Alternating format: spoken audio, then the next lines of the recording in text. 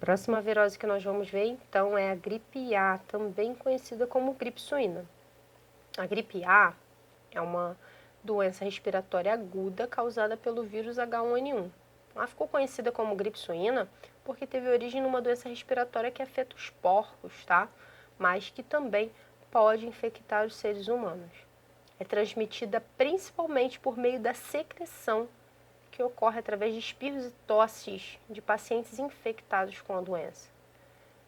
A gripe A também teve um surto no Brasil em 2009, muito grande, onde a ONU também teve que interferir, criando barreiras sanitárias, tá? Então, o que significa isso?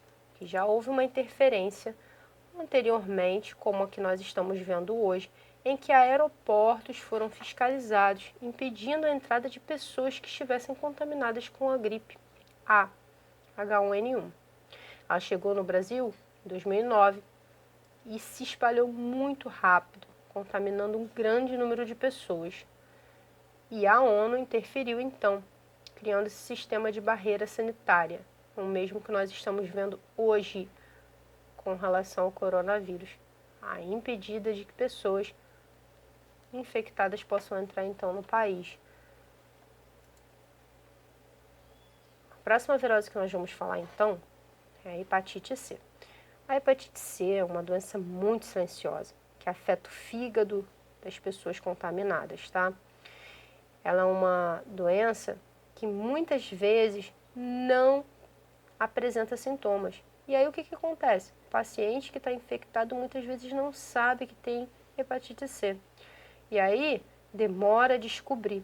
Quando ele vem a descobrir, muitas vezes o estágio da doença já está avançado.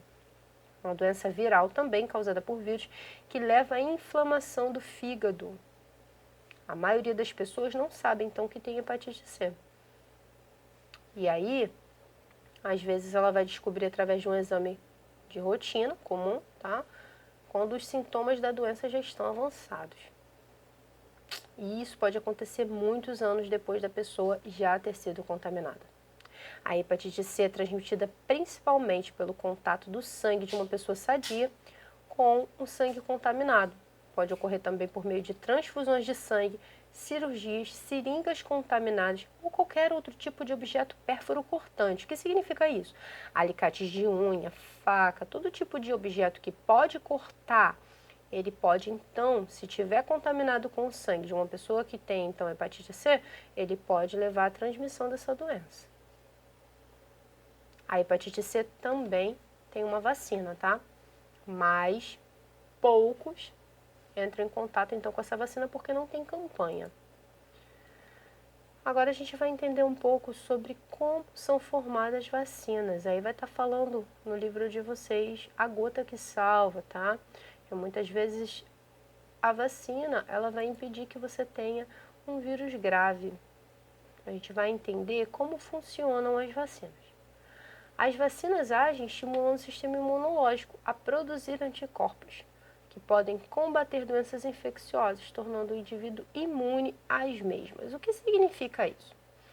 Significa que as vacinas, quando entram no nosso sistema imunológico, ela vai comandar a produção de anticorpos, tá? Que são antígenos que vão combater o vírus que entrou em contato com o nosso organismo.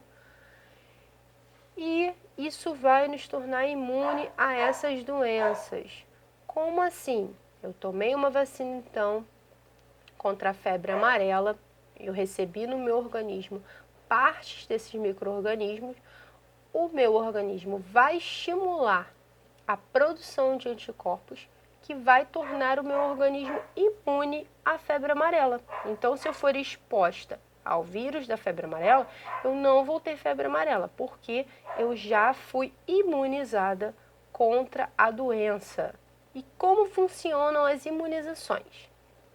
É exatamente estimular o organismo a produzir anticorpos contra determinados germes, principalmente bactérias e vírus.